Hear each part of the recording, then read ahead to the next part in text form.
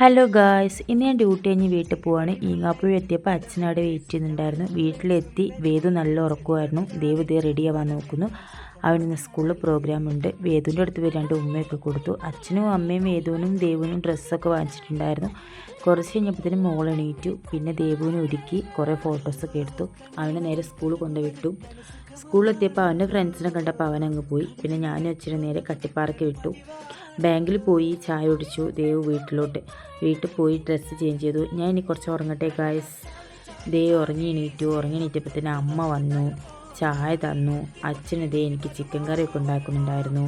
പിന്നെ ഞാൻ പോയി കുളിച്ച് വന്നു, ഫുഡ് കഴിച്ചു. ഫുഡ് തരുമോ എന്ന് ചോദിച്ചത് ഒരാൾ കൂടെ ഉണ്ടായിരുന്നു.